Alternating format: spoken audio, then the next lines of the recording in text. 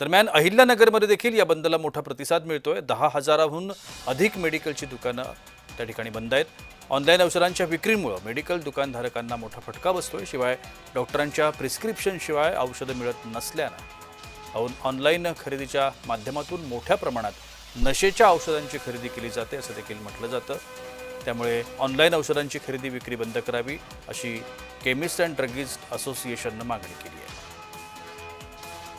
याबाबत आढावा घेतलाय आमचे अहिल्यानगरचे प्रतिनिधी गिरीश रासकर यांनी। पाहूया नेमकं काय मागण्या आहेत आज बंद पडलेला आहे। नाही, आज प्रथमतः मी सर्व केमिस्टांचे मनापासून आभार व्यक्त करतो की सर्वांनी 100% बंद आज सर्वांनी पाळलेला आहे।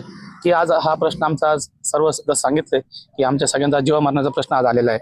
ऑनलाईन फार्मसीमुळे आज फेक प्रिस्क्रिप्शन भरपूर औषधं आज मोठ्या प्रमाणात उपलब्ध होत आहेत। त्याच्यामुळे नवीन पिढी आज बरबाद व्हायच्या मार्गावर आलेल्या आहेत। तसेच अंमली पदार्थ असो, सगळ्यात महत्त्वाचं की डुप्लिकेशन औषधं ते मोठ्या प्रमाणात आतापर्यंत काही सरकारला निदर्शन आलेलं आहे। त्या गोष्टी मोठ्या प्रमाणात आज पेशंटला येऊ राहिल्या, त्याच्यामुळे पेशंटचा जीवही धोक्यात आलेला आहे। तसेच आम्ही छोट्या केमिस्टला जेव्हा डिस्काउंट हा 16-18% असतो, पण मोठ्या कॉर्पोरेट कंपन्या हा डिस्काउंट जर 25-30% असला तर त्याच्यामध्ये सर्वसामान्य केमिस्ट हा पूर्ण उद्ध्वस्त व्हायला लागलाय। तसं त्याच्यावर अवलंबून असणारे त्यांचे परिवार असो, कामगार असो, हे सर्वजण आज याच्यामध्ये उद्ध्वस्त होण्याच्या मार्गावर आलेले आहेत। त्याच्यामुळे सरकारने याच्यावर चांगला निर्णय करावा। बऱ्याच वेळेस औषधं डुप्लिकेट येण्याचे चान्सेस जास्त असतात। तसेच नशेचे औषधही लोकांना इझिली अवेलेबल होतं, त्यामुळे तरुण पिढी ही बरबाद होण्याच्या मार्गावरती आहे।